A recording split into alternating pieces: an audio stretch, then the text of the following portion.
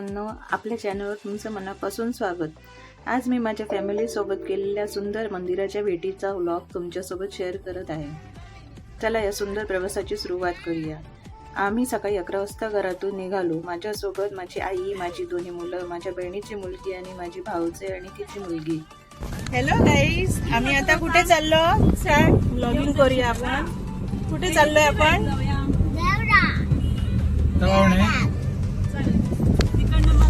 आणि आमच्यासोबत जे आमचे ड्रायव्हर होते ते माझ्या बहिणीचे दीर होते, त्यामुळे काही प्रश्नच नव्हता. आमच्या प्रवासाची सुरुवात झाली तळवडे इथल्या माऊली मंदिरापासून. तुम्ही जर सावंतवाडी तालुक्यातून माझा व्हिडिओ बघत असाल तर नक्की सांगा तुम्ही इथे आलात की नाही ते. तर आम्ही आता पोचलो होतो तळवणे इथल्या माऊली मंदिरमध्ये. हे आहे मंदिराचं प्रवेशद्वार. मी जवळजवळ माझ्या लग्नापूर्वी आली होती या देवळामध्ये. त्यावेळी या मंदिराचा जीर्णोद्धार झाला नव्हता आणि आता मी लग्नानंतर 10 वर्षांनी इथे येते. म्हणजे एकदम स्वच्छ परिसर, स्वच्छता, शांतता, चांगलं वाटलं देऊळ बघून. जीर्णोद्धार केला होता देवळाचा, म्हणजे सर्व नवीन बांधकाम करून ते पूर्ण केलं होतं देऊळ. एरवी देवळात गर्दी नसते, पण जत्रा असेल किंवा वर्धापन दिन असेल तर मात्र गावातली लोक इकडे ओटी भरायला येतात. बघा, अंश इकडे देवळात घंटी वाजवायचा प्रयत्न करतोय, पण त्याला ते जमत नाही आणि अद्वी त्याला बघते आणि गार्गी त्यांना दोघांना बघून खूप खुश होते.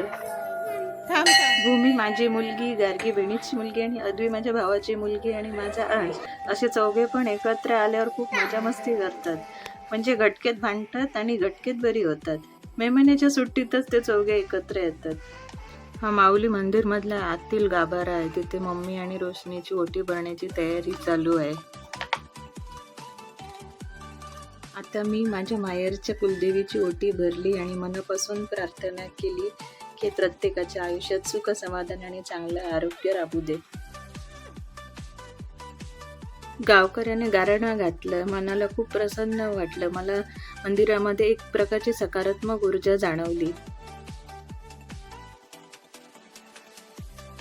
त्यानंतर आम्ही बाजूलाच असलेल्या महादेवाच्या मंदिरामध्ये गेलो होतो. तिथे प्रथम एक नंदी होता, तिथे पाया पडले गार्गी. नंतर आतमध्ये गाभाऱ्यात एक शिवलिंग होतं छोटंसं, तिकडे आम्ही दर्शन घेतलं त्या शिवलिंगाचं.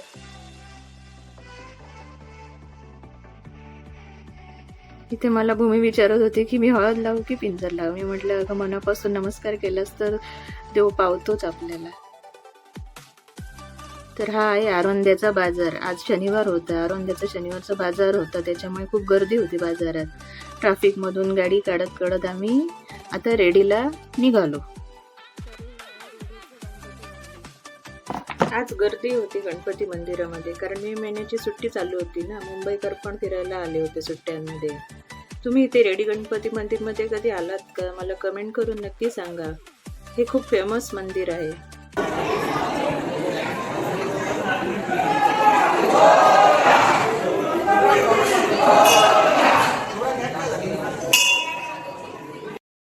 असं म्हणतात की ही गणपतीची मूर्ती दरवर्षी आकाराने वाढत जाते. अंगारकी संकष्टीला इथे खूप लोक येतात दर्शनासाठी, त्यामुळे त्यावेळी 2-2, 3-3 तास रांगेत उभं राहून गणपतीचं दर्शन घ्यावं लागतं. आता हा मे महिन्याचा सीझन असल्याच्या कारणाने इथे देवळामध्ये गर्दी आहे. ही माझी मम्मी उभी आहे दर्शनासाठी आणि तिच्या मागे जी उभी आहे ती माझी भाऊजय रोशनी. आधी मी, माझी बहीण, आम्ही आणि मैत्रिणी अशी सर्वजण इथे गणपतीच्या मंदिरला यायचो संकष्टीला पाया पडायला. हे माझ्या घरापासून म्हणजे मयवाडपासून हे साधारण 8 किलोमीटर अंतरावर आहे. तर रेडीवरून नंतर आम्ही निघालो आरवली येथील वेतोबा मंदिरमध्ये. तिथे पण होती गर्दी लोकांची, कारण मे महिन्याचा सीझन चालू होता ना. तर हा एंट्रन्स आहे आरवली वेतोबा मंदिरचा. इथून आतमध्ये देवळात दर्शनासाठी जावं लागतं. हा व्लॉग मी साधारण मे महिन्यात शूट केला होता, पण आपल्या चॅनलवरती हा मी लेट पोस्ट करते. दुपारचे साधारण 1:15 वाजले होते जेव्हा आम्ही ह्या देवळामध्ये पोचलो होतो आरवली वेतोबा मंदिरमध्ये. तिथे पण भरपूर प्रमाणात रांग होती, गर्दी होती. इथे मम्मी आपल्या सर्व नातवंडांना घेऊन बसली होती साईडला आरामात त्यांच्यावर लक्ष ठेवण्यासाठी. आणि इकडे रोशनी आमची रांगेत उभी होती ओटी घेऊन, ओटी भरण्यासाठी. आरवलीला ना केळ्यांच्या घडांची जत्रा खूप फेमस आहे. म्हणजे जत्रा इथे केळीचे घड मोठे मोठे दिले जातात आणि रात्रभर फटाके वाजवतात जत्रे दिवशी. तिथून मग आम्ही निघालो होतो आजगाव मधल्या वेतोबा मंदिरमध्ये. ते सुद्धा मोठं बांधलं आता. आधी जुनं होतं मंदिर ते, आता तिथे पण बांधकाम नवीन केलेलं दिसलं मला. कारण ह्या देवळात तर मी मला वाटतं लहानपणी आले होते, नंतर काही येणं झालं नाही या देवळामध्ये. ते आता दर्शन घेतलं वेतोबाचं.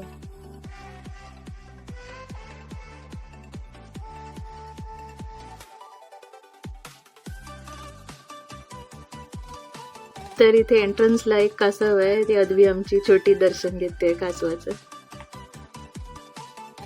तर आजगावचा वेतोबा हा आमच्या गावाचा राखणदार आहे. म्हणजे असं म्हणतात की रात्रीचा वेतोबा हा चांबड्याची चपला घालून फिरतो, प्रत्येक गावाचं रक्षण करतो आपल्या भक्ताचं.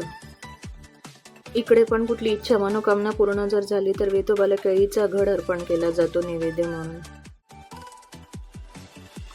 तर हा आहे वेतोबा मंदिरचा गाभारा. आम्ही गाभाऱ्यात गेलो आणि तिथे समोर जी मूर्ती दिसते ना ती वेतोबाची.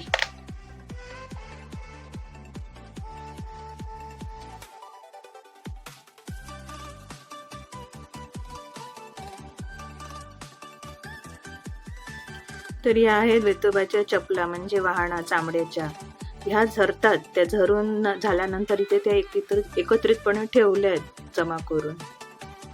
झरलेल्या चपलांचा संग्रह इथे करून ठेवला जातो. म्हणजे सर्व झरलेल्या चपला इथे ठेवतात. वेतोबाला ज्या अर्पण घातलेल्या असतात ते, कारण तो रात्रीचा फिरतो अशी मान्यता आहे प्रत्येक गावाच्या सीमेवर आणि रक्षा करतो आमच्या गावाची. मग त्या झरलेल्या चपला इथे जमा केल्या जातात. त्यानंतर वेतोबा मंदिरच्या बाजूलाच हे भूमिका देवीचं एक मंदिर आहे छोटंसं, तिथे पण आम्ही मग दर्शन घ्यायला गेलो होतो. देवळात कुठल्या पण जा, पण देवळामध्ये गेल्यानंतर जी आपल्याला पॉझिटिव्ह ऊर्जा जाणवते ना, म्हणजे मन अगदी प्रसन्न होतं. म्हणजे निगेटिव्ह थॉटच येत नाही डोक्यामध्ये आपल्या. आमची गार्गी इथे पिंजर लावत होती स्वतःला आणि देवीला नमस्कार करत होती. तर आता आम्ही निघालो होतो रिटर्न परत घरी, परतीच्या प्रवासाला. आमचं सगळं देवदर्शन वगैरे करून झालं होतं. धावपळीच्या आयुष्यात असे काही क्षण मनाला फ्रेश करतात आणि पुन्हा नव्या उमेदीने जगायला शिकवतात. मला यूट्यूबवर काम करण्याची प्रेरणा अनेक क्रिएटर्सकडून मिळाली, पण त्यामध्ये एक नाव मनोष्टे सरांचं पण आहे. त्यांच्याकडनं मी खूप काही शिकले. त्यांनी सातत्याने मेहनत करून स्वतःचं एक वेगळं स्थान निर्माण केलं. त्यांचा प्रवास पाहून मलाही वाटलं की आपल्या आयुष्यातील सुंदर क्षण जपून ठेवावेत आणि ते तुमच्यासोबत शेअर करावेत. तर असा होता हा आजचा माझा मे महिन्यातला एक दिवस, जो की मी माहेरी माझ्या आईसोबत, वहिनीसोबत आणि माझ्या मुलांसोबत घालवला होता. आता आमचा हा सुंदर प्रवास इथेच संपतो, पण आठवणी कायम मनात राहतील. तर तुम्हाला आमचा हा देवदर्शनाचा प्रवास आवडला असेल तर व्हिडिओला नक्की लाईक करा आणि तुमच्या जवळच्या व्यक्तींशी शेअर करा. पुन्हा भेटू एका नव्या प्रवासात. तोपर्यंत स्वतःची काळजी घ्या आणि आपल्या माणसांची पण काळजी घ्या. श्री स्वामी समर्थ. आणि चॅनलला सबस्क्राईब करायला विसरू नका. बाय.